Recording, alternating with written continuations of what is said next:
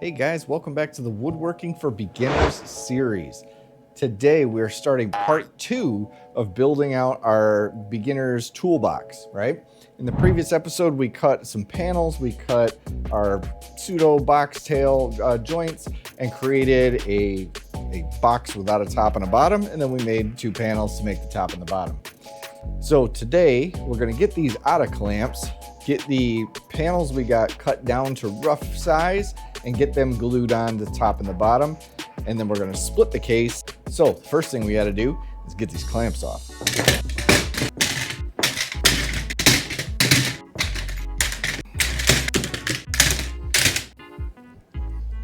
We've got a box, right?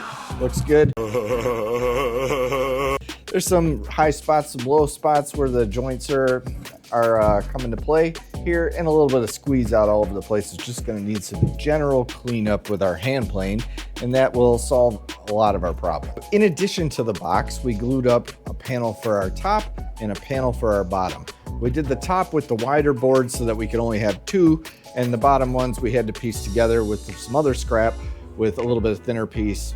So it's going to be on the bottom, no one's going to see it. But with the bottom picked out, decide which side you want to be up and which side you want to be down. So essentially what side is going to be inside the box, what side is going to be on the bottom. Take your box, do the same, choose your show faces, things like that. Then you want to position your box on top of your panel. If you haven't cut your panel already to size, put it on top and kind of figure out grain direction, orientation, however you need to make it work for it to look good, right? So once you've got that in place, just take a pencil, put a little bit of pressure. We're gonna go around and just mark the outsides of our box. Then I'm gonna do the same thing now with the top. I'm gonna put these in the vise and I'm gonna cut these out with a pull saw.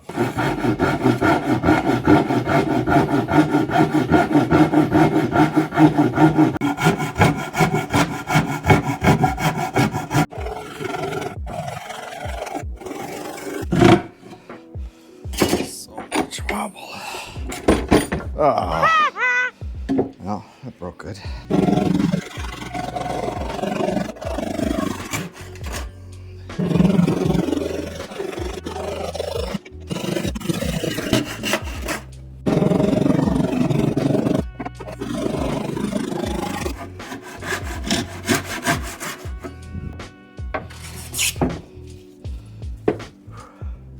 Before I glue these up, however, I do want to plane down one side of the board, the boards that are going to be on the inside of the box.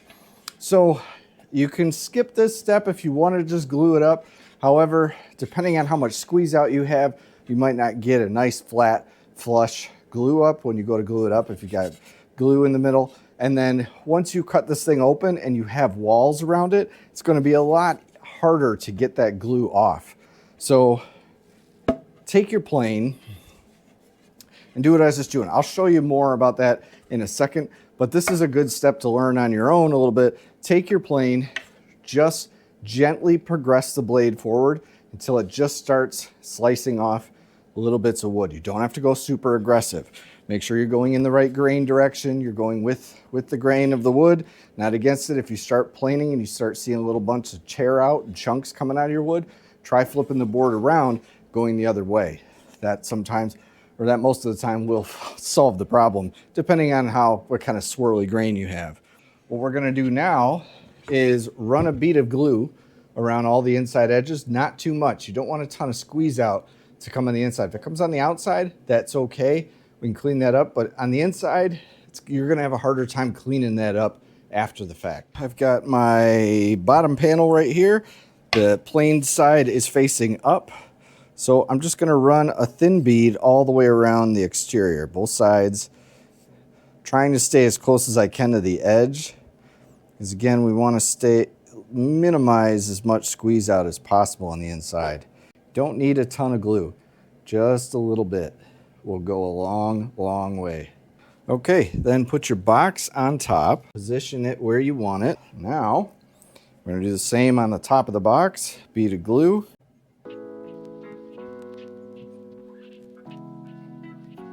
Spread your glue and then put your top on. Plain side inside. All right, now I'm just gonna pull it off to the side of the table and start to get some clamps on it. So I'm gonna glue right in the middle. Just put a little bit of pressure down, or clamp right in the middle, I should say. And ensure that throughout this process that you haven't shifted anything, you haven't moved anything, everything's where you want it to be. Again, just a little bit of pressure. Go around and double check. Nothing moved on you. Everything's lined up where you want it to be. Like I said, I've left a little fatness all the way around so we can plane that off after the fact. If you have moved, loosen up your clamp a little bit. Give it a little love tap in which direction you need it to go into. Now that I have some decent pressure in the middle, I can flip it up on its side like that and go around and put clamps all the way around the box, wherever I need them. So first thing I'm gonna do is go right in the middle. That, if you do have any gaps, like we have here, should close those gaps right up. You wanna make sure you're looking at good squeeze out all the way around. So I see squeeze out, that's good. Come over here to this side now, the edges, and I'm gonna put a clamp on there. Put that on. Give some pressure. I see good squeeze out coming all the way now. I'm gonna put one here. Great contact. Looking very good. Nice, looking good. We've got our box glued up again, top and bottom glued on. Gonna come back in 24 hours, take these clamps off, and start cleaning it up. For me, it'll be tomorrow. For you, it'll be right now.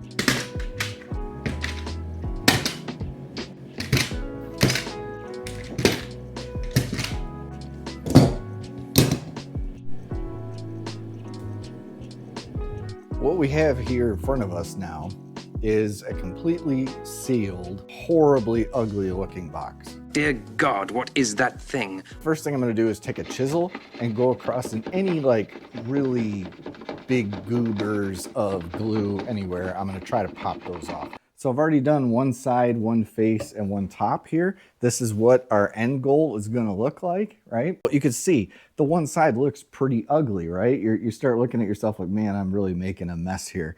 That's okay. This step here kind of cleans all that up, hides all of our crimes, and fixes all of our cutting mistakes. We can't put the box on top of our bench and plane one side. It's just gonna be too high up in the air. And our vise is too small to hold this box, right? So you got to get creative with how you're going to do it. You can put this down on the floor if you want, if you can brace it up against something that your plane can still continue through. In my case, I have a bench here that has some 2x4s on it. So I've basically just put this up against the bench and then taken a couple of our clamps and clamped it to the bench. That brings it down to the level I need it and really makes it secure. So the other side, I left a little bit extra or more room on. So if that's your case and yours is extending past the top and the bottom are extending past these sides drastically, that's where your flush cut saw comes into play. So you can take it and start to really take off a bunch of wood. The only thing to be wary about is don't drop this saw too low, or you start flexing it while you're sawing. You could take one of these sides and bring it lower than this side, and then you're gonna either have a visibly lower spot in your top or bottom, or you're gonna have to plane this whole side down to that, which is, again, a nightmare. So just use caution with this, but you can, bring this saw in here and start to like saw off some of these larger chunks. Now we're getting into some thicker stuff that this is over the edge, probably by almost 1/8 of an inch.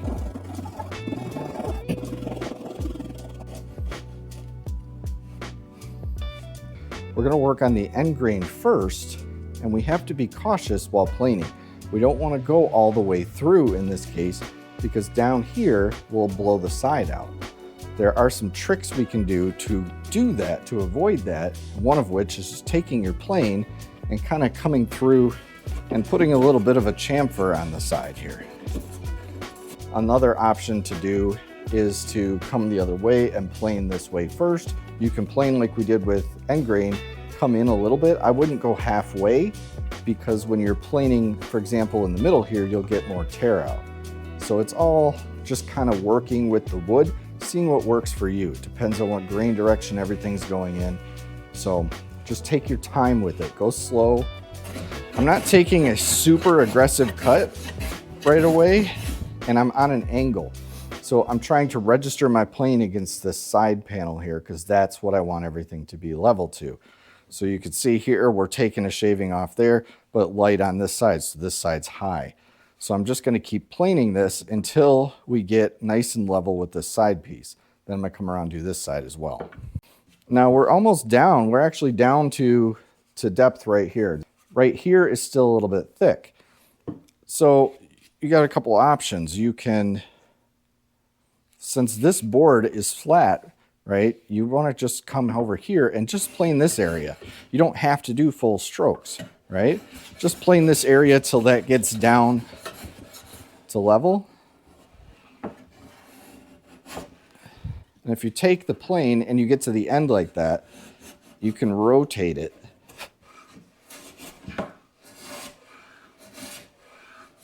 Right? And that'll avoid some tear out as well. So it's just little tricks like that that you'll learn to start planing things and making it work for you.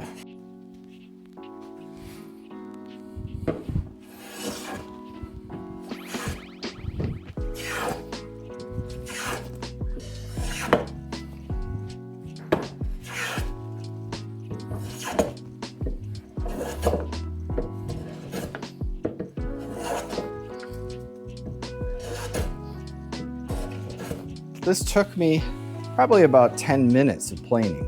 This is gonna take you some time, especially in the beginning. You don't wanna take too aggressive of a cut. You wanna go fine, thin cuts, feathery cuts, right? Like these are the shavings that I'm taking, right? Super thin.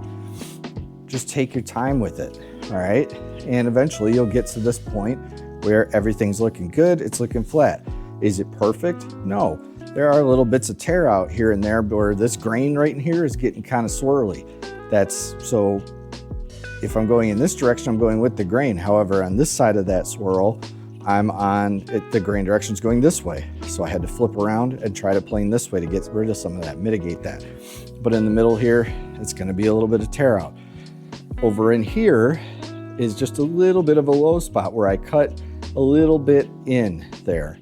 So I could plane this entire thing down to be to that lowest level. And you can totally do that if you want to and have it perfect. However, try to remember this is a utility piece. It's not furniture, right? So I can easily just come in here with some 120 grit sandpaper, sand this whole thing down now. That'll fix a lot of these little bits of tear out and it'll smooth that in a little bit. I don't want to really work on that too much because the more I sand it, the more I plane it, it's gonna put a bigger noticeable divot in the side there. So I just want to smooth it out a little bit so that it kind of matches the rest of the wood. So from this point, I'm gonna go around and just take some 120 grit sandpaper on a block of wood. Now this is just one for orbital sander. You can take regular sandpaper, that's fine as well. So just 120 grit, and then I'll go to 220 grit before we actually finish it. You don't need to go anywhere past that. There we have our side. Now I'm gonna take this and go around all these sides, these edges like that, and just sand a little bit of a chamfer in that. What that's called is breaking the edges. Tight, yeah! So we've planed our wood and we've got these really crisp, sharp looking corners and they look great. However, they're super brittle. And as soon as we slide this across a bench, that sharp corner will catch something and rip a big chunk out. It'll also give us splinters when we go to grab it, right? So if we just sand that edge, that sharp edge off just a little bit, all you gotta do is just, you can even use your thumb with sandpaper if you want more of a rounded look. I like kind of that chamfered look. Smooth, very smooth stuff, very classy. I'm learning a lot from you right now, dude. I've got it clamped long ways with our face side pointing out. On this side, you don't need to saw off anything that's protruding. When we're planing this long grain, it'll come off real fast. so we don't have to worry too much about that. I'm gonna come around here with my chisel and just try to pop off any glue that's sticking real proud. Same process as the other side though. We're just gonna go full length. So now we don't have to worry too much about tear out on the ends here, except right in here. Now just use caution when you're coming through here, not to really crank down too hard. Maybe when you get to this edge, you just kind of sharpen, kind of feather off of it like that.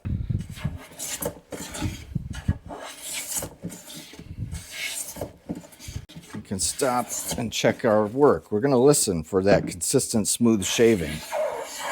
So right there, we're looking good. We're flat here, but down here, we're still up pretty high. So I'm gonna work on this side from here to here first. Get that down to the depth.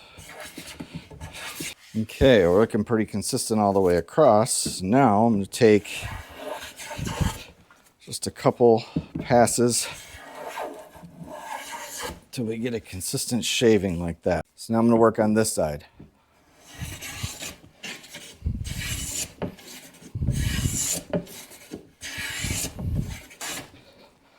So now we're taking full width shavings all the way across. I've got my plane skewed a little bit, almost at like a 45-degree angle. That'll help slice the wood as you're planing. Nice, smooth, buttery shavings. No need to ask, he's a smooth operator.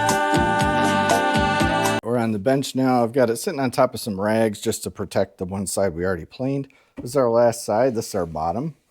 And I've already gone around with the chisel and popped off all the glue. So nothing crazy to do here. Just find the grain direction and plane it all smooth. So we're just going to do that and we'll be ready for the next step.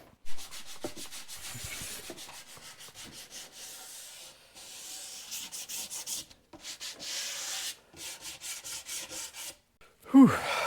All right, so in between planings on the side, I keep sweeping all my plane shavings up, putting them into a grocery bag. You might want to throw yours in the garbage. I throw mine in a grocery bag because I save it for later to make plane stoves with. What's a plane stove, you ask? What a segue into this. Hiking through nature can be a relaxing and rewarding experience. Taking in the cool, crisp air, the sound of the breeze blowing through the trees, and the sweet songs of the birds chirping all around you. However, when the fun quickly turns to an emergency situation, having the means to get a fire going quickly could mean the difference between life and death. Luckily for this prepared hiker, he brought the plane stove with him.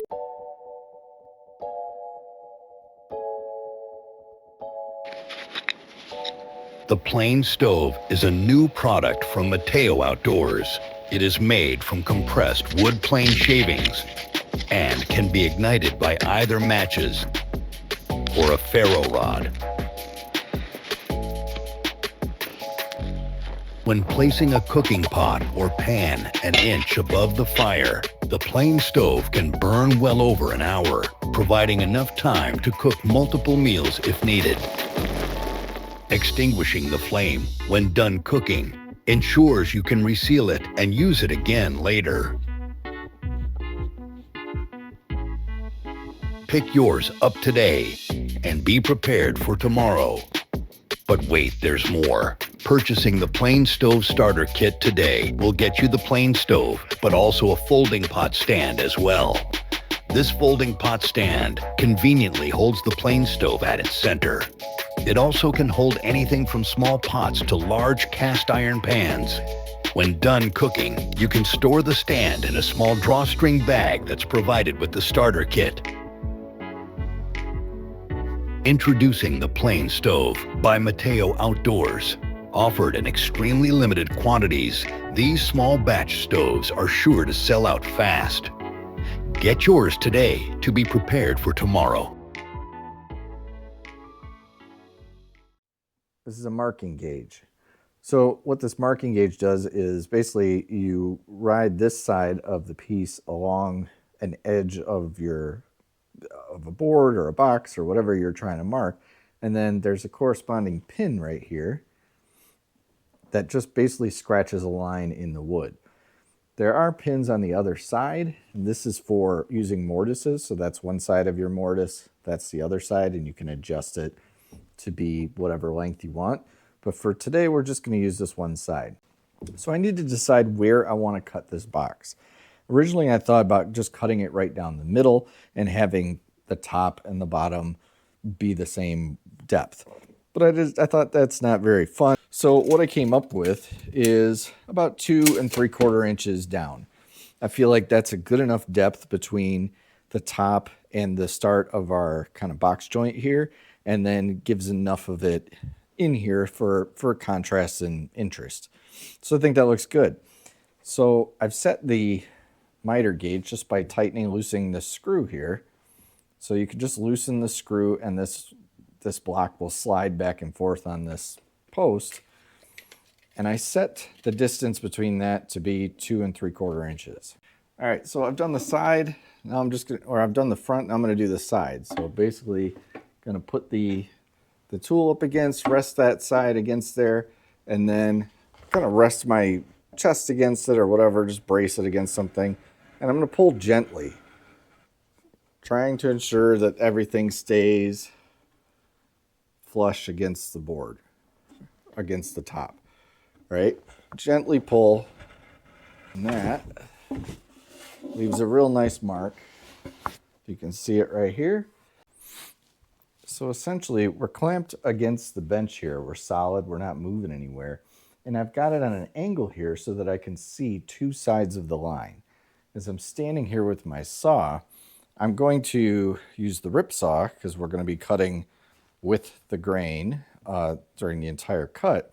And I want to make sure that as I'm sawing, I have 2 reference marks all the way around. What I don't want to do is start cutting straight here and then we wind up veering off to the side there. So I'm going to do a couple with the cross cut first, just to give me something for the teeth to set in. Okay, we're right on our line. We're looking good. Here we go.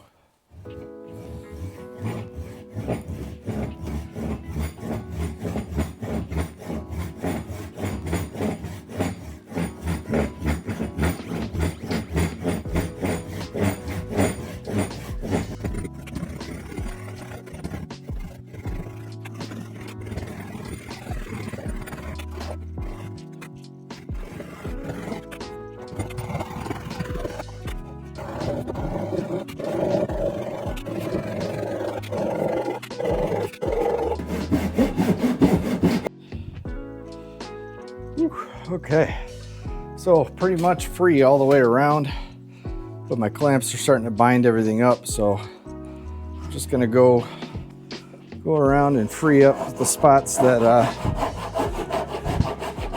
still connected. Didn't come out perfect, neither will yours, most likely. If it does, good for you. But we're not bad. We've got a little bit of a low spot there, which we can plane out fairly easy, but everything else turned out pretty good. At this point, I'm gonna flip these over now, and I'm gonna plane just the edges all the way around, just to get them flat and clean and get all those saw marks off, get all of the rough cut from the saw marks out of there. And then we'll have our toolbox. We're gonna put a hinge on the back where the bad spot is, so that will work out nicely, and it's going to basically hinge open and close like that. So as I'm pushing the plane through, I want to try every time I'm near a corner to have the plane resting at least on 2 sides, on 2 contact points. That'll help us ensure that we're trying to stay as flat as possible around the box. This side is my bad side here, where the saw lines kind of went off just a hair. I don't want to plane into that because the plane blade will catch that chip and rip it even further. So I'm going to flip this around and come at it from this side. With that, I am done. Now, how does it fit on the box? if you lose track of what goes where, you can just look on the side and match up your grain direction, your grain pattern. So we're sitting on there. I can touch opposite ends and I don't feel any rocking or anything. I think we are perfect, just like that. If I set it up, line everything up here, I don't see any gapping anywhere. We look really good. I'm happy with that. So I'm going to maybe just a fingernail right there. Now, once I've done planing, I'm gonna flip. I did it to the bottom already, but I'm gonna do the top. Again, I'm just gonna go around block of sandpaper and break all these edges before I wound up chipping a chunk off the side. All right, this video is starting to get a little long, so I'm gonna end this one here. Today we put our box together. We got our top, we got our bottom glued on, clamped everything up, we pulled it out of clamps, we cleaned up all the nastiness, and this thing is looking really good so far. Then we went through, we split it all up. So let me know down in the comments down below. I meant for this to be an educational series for woodworkers for beginners. Do you think I'm on track with that? Let me know down below. Is this good enough for beginners? I'm trying to give more detail and more instruction around certain things, but I want your feedback on this. So let me know. Am I being too detailed with stuff? Should I speed up certain areas? Should I slow down certain areas? Let me know down below what you think. If you're one of the 70% of people that watch my videos and haven't subscribed yet, change that. Go down below, click that subscribe button so that when I push out the part 3 of this, where we actually finish it up, you won't miss it. Speaking of which, in part 3, we are gonna put a hinge on this. We're gonna put handles on this. We're gonna put some type of locking mechanism that I haven't figured out what I wanna do yet for. And then we're gonna put dividers in the toolbox to be able to hold all of our tools securely so they're not bouncing off each other in there. We got a lot of highly precision sharpened blades. You don't want those banging off other metal things as you're bouncing this around. So we're gonna do all of that in the next episode, which will be the final one. Probably put some finish on it as well. So if you don't want to miss that, click that subscribe button down below, click the bell so you don't miss notifications from that. Give me a thumbs up on this so the algorithm likes me and pushes it out to other people and we can grow the channel. It doesn't cost you anything to do those things, but you will get my deepest heartfelt thank you. So I do appreciate all subscribers, all likes, all comments, even the trolls. I love when you comment. Keep them coming. Anyway, with all that, I'll see you on the next one.